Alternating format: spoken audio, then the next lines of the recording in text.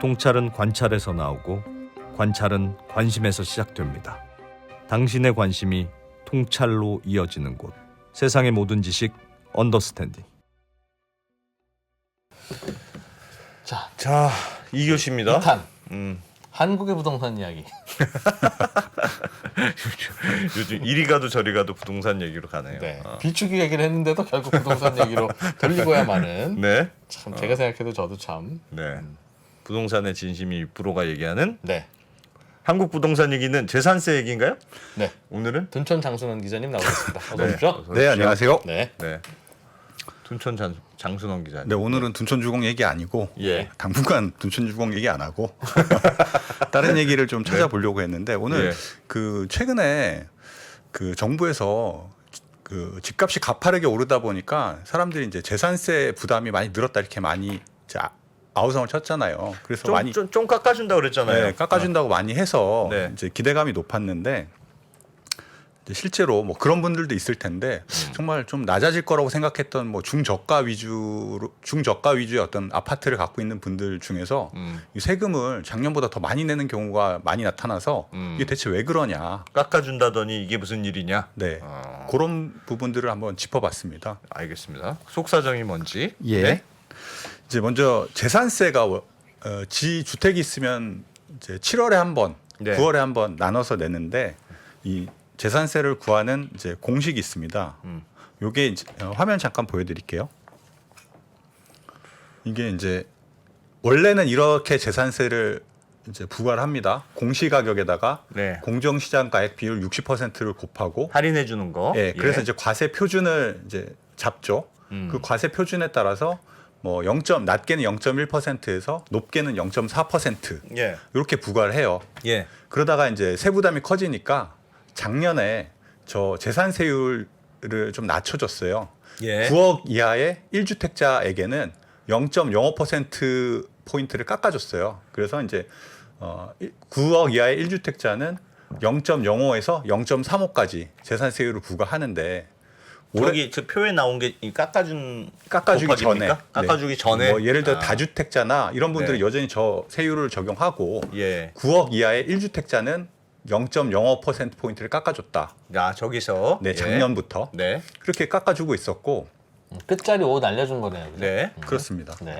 그다음에 올해 또 공시가격이 한 10% 정도 올라서 사람들이 이제 많이 부담이 커졌다고 얘기를 하니까 처음에는 어떻게 하려고 했냐면은 이제 올해 공시지가가 올랐어도 예. 작년 공시지가로 적용을 하겠다. 맞아요. 그렇게 라고 한다고 이제 발표했죠. 추진을 했는데 예. 그게 국회가 제대로 안 열리면서 엎어졌어요. 네. 안 되다 보니까 이제 7월에 이제 재산세를 부과를 해야 되는데 그 전에 네. 이제 빨리 법 통과 없이 시행령만 고쳐도 될 수 있는 방법을 통해서 저기 공정시장가액 비율 60%를 예. 올해만 이제 특별히 모든 주택, 그러니까 1주택자의 경우에 뭐 주택 가격에 상관없이 모두 45%만 적용한다. 이렇게 이제 올해 특별 이제 세일을 해준 거죠. 원래 1주택자만. 네, 1주택자. 60%로만 생각하고 공시가격 60%만 생각하고 과표를 곱했는데 예. 그거를 45%만 집이라고 생각하고 예. 거기다 곱하기를 할 거다. 네, 올해만 특별히 깎아준 거죠. 네. 그러면 많이 이제 깎아줬네요. 네, 과세 표준이 확 줄어드니까 예. 거기에 이제 세율을 곱하면 뭐 세금이 많이 줄어들겠다 예. 이렇게 생각할 수 있잖아요. 네. 실제로도 그렇습니다. 그 행안부에서 이제 7월에 부과된 재산세를 봤더니 뭐 가구당 1주택자 같은 경우에 가구당 한 11만 원 정도 평균 저 재산세 부담이 낮아졌더라 하는 통계가 있는데, 그런데 이제 그 뭐 계속 이제 요런 보도들이, 저 화면을 잠깐 보여드릴게요. 요런 예. 보도들이 계속 나오고 있습니다. 이제 얼마 전에 9월분 재산세가 이제 부과가 됐는데 나는 정말 세금이 좀 줄어들 줄 알았는데, 특히 이제 뭐 보통 가격이 한 3억에서 9억 정도, 공시지가로 6억 원 이하의 아파트들이 예. 되레 작년보다 재산세를 더 내는 경우들이 많이 나타나더라. 뭐 이런 사례들이 많이 이제 보도가 되고 해서 예. 대체 이분들은 왜 그렇게 세금을 더 내게 되는지, 그 이제 SK 북한산 시티라고 뭐 서울에 아주 대단지이기도 하고 예. 뭐 6억 미만의 이제 아파트인데 그 사례를 한번 보여드리면서 왜 세금이 더 많이 나왔는지 좀 설명드리려고 해요. 올해 공시직 그 곱하기 하는 거를 45%로 내려줬음에도 불구하고 올해 재산세가 왜 작년보다 더 나왔어? 이렇게 깎고 저렇게 깎고 이렇게 깎고 해서 많이 깎아준다던데. 네. 코파 세율도 깎아주고. 네. 공시 가격이 높아졌나? 모르겠네. 예. 네. 한번 이제- 보죠. 왜 네, 그랬는지. 보여드리겠습니다. 이게 좀 복잡할 수 있는데요. 네. 아 복잡해. 네. 네. 다음번에는요. 네. 네. 저거 27만 6334원. 물론 네. 저게 정확한 세금이겠죠. 뒤에를 다 날려버려. 뒤로 좀 날려주세요. 그냥 반올림 대충 알아들을게요. 그거 뭐 뒷자리 일자리가 왜 필요합니까 우리가? 그냥 6만 원, 4만 원, 네. 54만 원 이제 앞으로 그렇게 해주세요. 예. 네, 이제 요걸 보여드리기 전에 요 앞에 거를 먼저 보여드릴게요. 네. 아까 보여드린 게 이제 저 위쪽에 있는 산출 세액이고 재산세 같은 경우에는 저 1번 산식 말고 이제 두 가지 방식으로 해요. 1번 산식으로 이제 세를 구할 수도 있고 재산세를 네. 그 밑에 보여드린 것처럼 전년도에 예. 세금을 얼마 냈는지 이를 보고 예. 거기서 이제 주택 가격별로 3억 원은 5%, 어허. 공시 가격이 6억 원은 10%, 예. 6억 원 넘어가는 건 30%까지 이제 더 이제 상한선을 이렇게 딱 막아두는 거예요.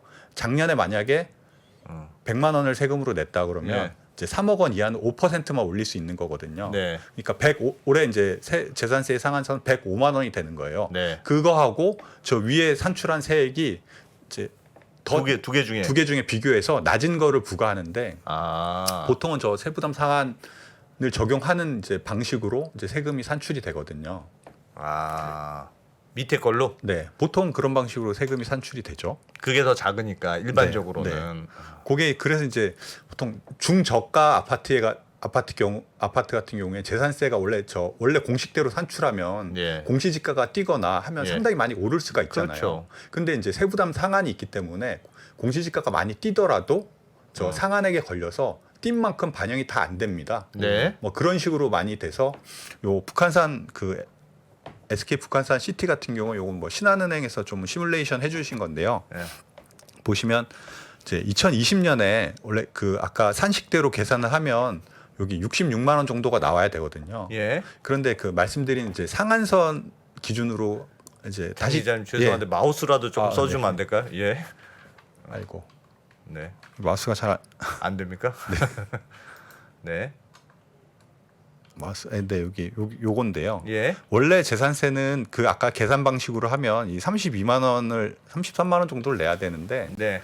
그 아까 말씀드린 이제 상한제 기준을 적용을 한 거예요. 여기는 아까 보여드렸듯이 3억 원은 넘고 6억 원은 안 되니까 상한선이 10%거든요. 그러니까 예. 지난해 냈던 재산세보다 올해 내는 게 10% 이상은 더 부과하지 않는다는 네. 거예요. 네. 그래서 이제 32만 원, 3만 원 정도를 내야 되는데 27만 원을 내고 뭐 도시지역분 같은 경우에도 그렇게 해서 원래는 저 세금을 한 67만 원 정도 내야 되는데 저 네. 상한선에 걸려서 이제 61만 원만 내도 61만 원만 낸 거죠. 그러니까 여러분은 지금 맨 오른쪽 숫자만 보시면 됩니다. 네, 합계. 네. 합계. 네. 2020년에는 네. 66만 원이 재산세로 나왔어야 되는데 상한 적용을 해서 61만 원만 나왔다. 직전 연도인 2019년보다 10% 넘게 갑자기 늘어나면 안 되니까 네.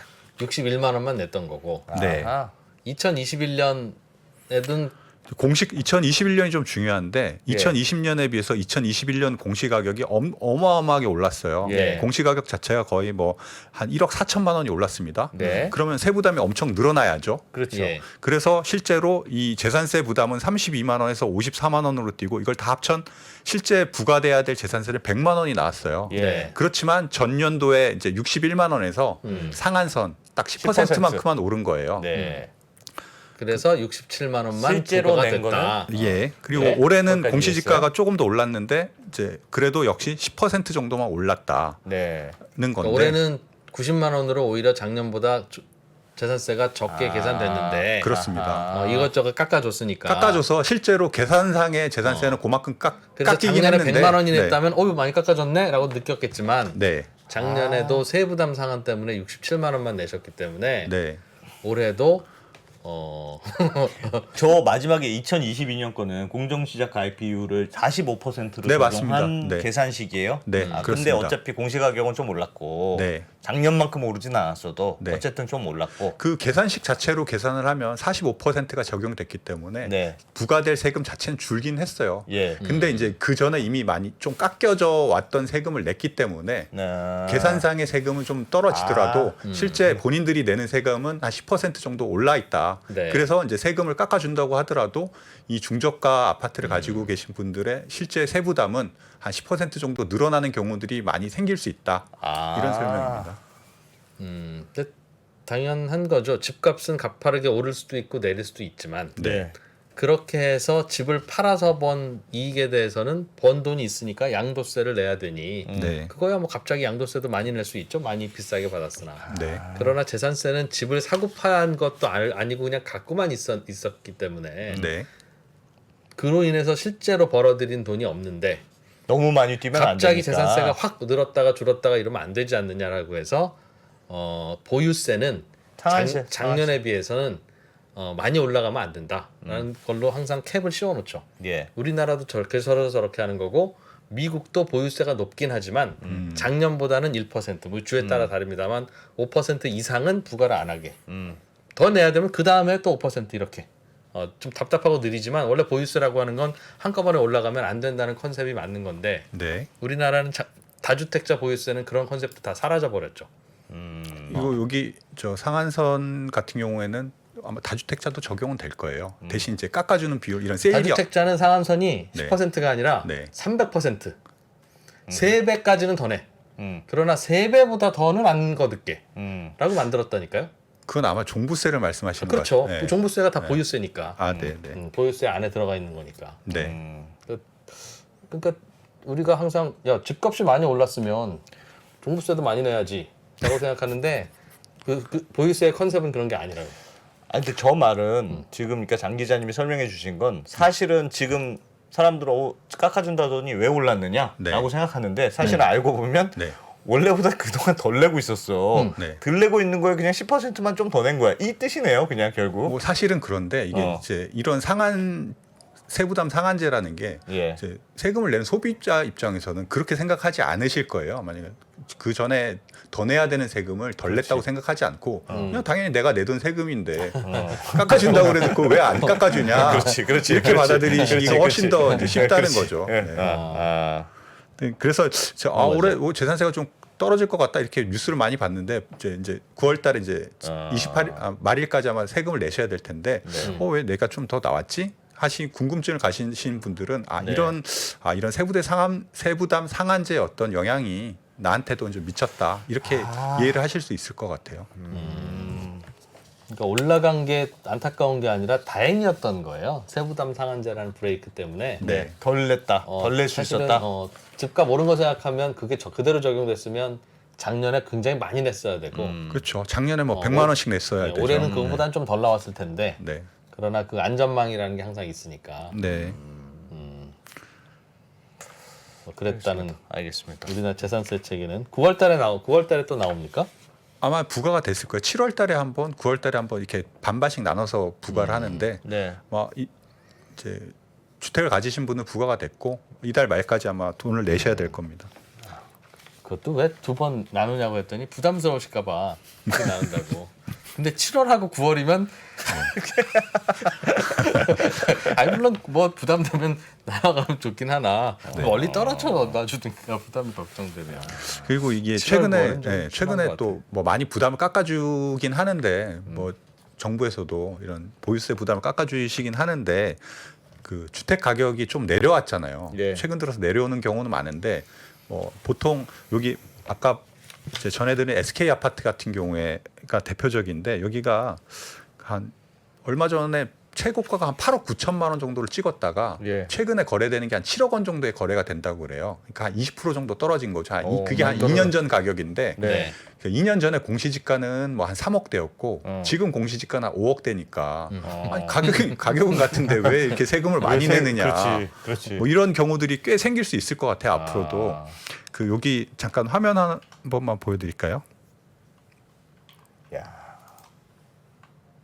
네, 이게 잠실의 대표적인 뭐 대형 아파트인데 이게 예. 이제 지금 호가가 한 19억 정도 되거든요. 네. 근데 이게 이제 그 공시지가는 17억 2,700만 원, 약 한 17억 3천만 원 정도 되니까 예. 이 실거래가하고 많이 따라붙었네요. 네, 공시 가격하고 거의 차이가 없어요. 예, 잠실 엘스는 네, 하니까 2년 전 이것도 거의 한 2년 전 가격으로 이제 거래 지금 내려온 건데. 이 가격에 거래가 된다면 그렇게 그렇게 되니까 그런데 그때 2년 전보다 세부담 훨씬 커졌잖아요. 특히 뭐 이 정도 가격이 되면 뭐 종부세도 내야 되고 막 그럴 텐데 그런 분들에 대한 이제 그런 분들이 앞으로 더 어떤 세금에 대한 반발이 커질 수 있을 것 같다 이런 생각이 좀 드네요.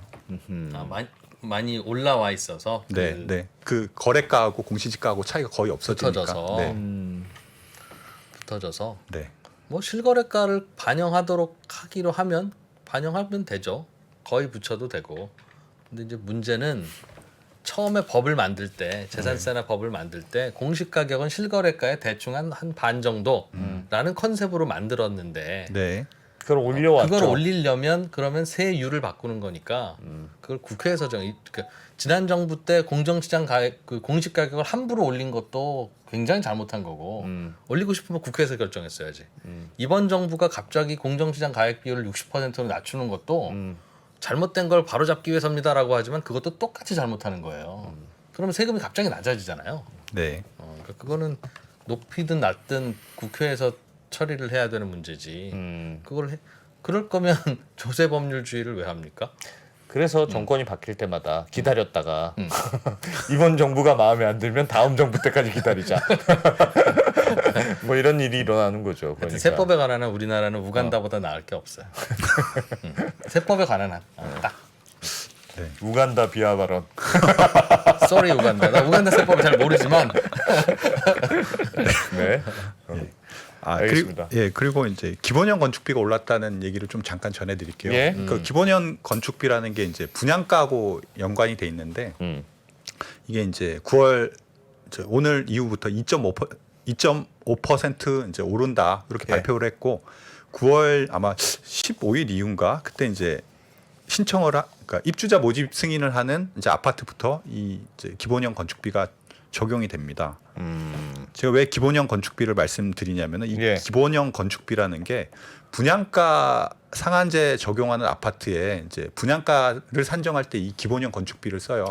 곱하기 하는 거 쓰는 그러니까 거예요. 분양가 상한제 아파트는 이제 어. 그 분양가를 산정할 때 택지비하고 예. 여기 이제 건축비. 네, 기본형 건축비. 그걸 더하는데 네, 기본형 건축비는 사실 실제 공사비하고는 전혀 상관없는 이론 가격 같은 네, 거군요. 이론 가격 같은 거거든요. 건축비의 공시지가 같은 거. 아 그런 거네. 네, 그걸 예. 적용해서 이제 분양가를 산정하는데 네. 이 기본형 건축비가 한 2.5%그 제곱미터당 한 5만 원이니까 평당 한 뭐 15만 원 정도 오른 거예요. 예. 오를 거예요. 예. 그러니까 그 상승분만큼 앞으로 분양가에 반영이 될 거다. 아 이게 이런- 오른 만큼 공시지 그럼 분양가가 아. 오르는 구조네 그럼. 그럼 그렇죠. 30평 아파트는 15만 원 곱하니까 무려 분양가가 450만 원이나 오르겠네요. 근데 사실 와, 엄청 분양가 올려준다. 분양가 상한제에서 분양가 상한제에서 이제 분양가를 결정하는 상당히 큰 요소가 택지비잖아요. 예. 보통 이제 50에서 75% 정도 보고 네. 수도권 같은 경우 특히 서울 같은 경우에 택지비가 한 70% 되니까 이 건축비라는 게 이 분양가에서 차지하는 비중이 사실 크진 않아요. 크진 않긴 한데 어쨌건 이 건축비가 오르면 분양가도 조금은 계속 올라갈 수밖에 없다. 뭐 이런 이제 소식을 좀 전해드리려고 이제 준비를 해봤습니다. 알겠습니다. 그러니까 네. 비웃으신 거죠? 그러니까 이거는 분양가 상한제 이거 건축비 올려주는 걸 가지고. 아니 근데 이게 한 번 오른 게 아니고 사실 계속 올랐어요. 원래 이게 예. 정기적으로 3월에 한 번, 9월에 한 번, 두 번 오르는데 이미 이제 3월에 한 번 올렸고. 기본형 건축비. 네. 이건 뭘 보고 올리는 겁니까? 그냥 올리는 겁니까? 아니죠. 여기 들어가는 뭐 철근 값이라든지 인력, 예. 뭐 노무 비용, 뭐 레미콘 가격, 뭐 이런 건축 자재나 노무, 뭐 노무 임금, 뭐 이런 것들을 다 반영해서 올리는데 이제 그걸 반영해서 마음대로? 그러니까 지금 한 평당 628만 원이라는 거잖아요. 표준 예, 건축비가. 한 예. 630만 원 정도 되는 거죠. 630만 원이면 네, 네. 그냥 요즘 그 서울 같이 무슨 트렌드 타고 인테리어 잘해야 돼요 뭐 이런 거면 그렇게 못 짓지만 네. 그냥 그냥 아파트 대충 지어 그냥 아파트처럼만 지으면 돼 하는 그런 하면 쪽에 대충, 가서 하면 그 30만 원 정도 들어요 실제로. 그 뭐 서울 같은 경우에는 특히 강남권은 평당 요즘에 뭐 한 700 얘기도 나오고요. 700만 원대 얘기도 나오고. 건축비. 네. 예. 그 경기도 같은 지역들은 한 500만 원에서 600만 원 사이거든요. 그러니까 그 어디쯤에 이제 있는 건데. 네. 뭐 현실 꽤 반영하는 네. 겁니다. 그걸 생각하면 뭐 꽤 현실적이고 뭐 중간 정도의 건축비 가격이다 이렇게 생각하실 수 있을 것 같아요. 요즘 건축비가 너무 많이 올라서 인테리어도 하려면 5년 전에 했어야 되고요. 네. 뭐 안건희님이 언더스탠딩에서 장 기자님이 제일 좋대. 이야, 죄송합니다. 갑자기 뜬금없이 얘기해서. 이 기본형 건축비 얘기하다가 잠깐 까먹었는데 네. 예. 기본형 건축비는 이제 분양가 상한제 아파트에 이제 보통 적용하고 근데 이거 말고 또 최근엔 저희 그 정비 지역들 있잖아요. 재건축 재개발하는 데는 또 주로 이제 건설 공사비 지수를 기준으로 이제 그 공사비 계약을 하는 경우가 많은데 이 건설 공사비 지수의 상승폭이 이제 이 건축비 상승률보다 두어 배 정도 높기 때문에 네. 뭐 상당히 그 재개발이나 재건축 쪽은 더 오를 수도. 그러니까 실제로 건설하는 그 건설비 부담은 이제 계속 커지고 있어서 그 건설비를 놓고 뭐 조합이나 건설사나 이렇게 이제 많이 싸우고 있는 그런 상황들이 많이 벌어지고 있어요. 최근에. 인플레이션 때문이죠. 알겠습니다. 네. 네. 그러니까 재산세는 좀 더 나오더라도 이유가 있다. 올해 더 내시는 게 아니라 작년에 많이 깎아주드려서 그런 겁니다. 그 뭐 설명 들으니까 무슨 말인지는 알겠는데 막 위안이 많이 되진 않네요. 뭐 그러나 1주택자 재산세는 네. 1주택자 보유세는 그렇게 많지. 우리나라가 적게 내는 거예요. 아직도 OECD에 비해서도. 예. 그래서 실제로는 보유세를 좀 더 강화해야 돼라고 하려면 네. 1주택자들 것 좀 더 올리긴 올려야 되는데 뭐 저도 쉽지는 않죠. 생각은 그렇게 하지만 실제로 9월에 재산세 고지서를 받으면 생각이 팍 바뀌더라고요. 원래 세금은 그런 거예요. 원래 세금은 내가 받으면 생각이 달라지는. 네. 뭐 아이디어라기는 원래 그랬는데 그렇죠. 그렇죠. 낼 때 되니까 생각이 확 바뀌더라고요. 그렇죠. 아까 채팅창에서 우리 재밌는 제안을 하나 해주셨는데 네. 공시지가를 네. 그 네이버 호가로 정하자. 그럼 누가 호가를 많이 올려놓으면 어. 동네 주민들이 가서 야 호가 빨리 내려. 아 오히려 야 공시지가라는 아니냐. 걸 없애버리고 아예 아니면 정할 때. 네, 오죽하면, 재밌네요. 그런 말씀도 하시겠어요. 재밌네요. 아. 자 오늘은 언더스탠딩의 김현장 두 기자가 네. 아주 중요한 이야기 두 가지 해드렸어요. 자 오늘 퇴근길 라이브 바로 연결될 건데 네. 정프로가 휴가 갔지 않습니까? 네. 그래서 오늘은 저희가 3프로 TV에서 네. 가장 한가한 김프로님을 네. 김프로님 네. 모시겠습니다. 네, 기대해 주시고요. 저희는 7시 45분에 45분에 돌아오겠습니다. 재밌는 거 갖고 오겠습니다. 매크로가 특히 올해 같은 경우가 매크로가 시장을 뒤흔들고 있어요. 올해 상반기 보시면 기업들이 잘 못했다는 얘기 안 나오죠. 드디어 3프로TV에서 오건영 부부장의 경제 강의가 출시됐습니다. 주가가 떨어지면 이유가 뭘까요? 보통 뭐라고 나와요? 인플레이션 때문에 떨어졌다 나와요. 그죠? 금리 인상 우려 때문에 떨어졌다는 얘기 들어보셨어요? 경기 침체 우려 때문에 떨어졌다는 얘기 들어보셨어요? 이게 뭐죠? 다 매크로예요. 매크로가 시장을 뒤흔들 때가 있어요. 시절이 태평하면 저 같은 사람들이 하는 얘기는 들을 필요가 없어요. 편안하잖아요. 그러면 그때는요. 바텀업 보세요. 포인트예요. 근데 시절이 하수상하잖아요. 시절이. 그럼 뭘 보셔야 되죠? 매크로 쪽에서 나오는 아이디어에 조금 더 주목해서 보실 필요가 있다라는 점. 요걸 좀 기억을 해주시면 좋을 것 같습니다. 3프로TV 경제대학 오건영의 경제를 보는 눈 신규 출시 기념 8월 31일까지 얼리버드 특가로 만나보시죠. 지금 바로 영상 아래 댓글을 확인하십시오.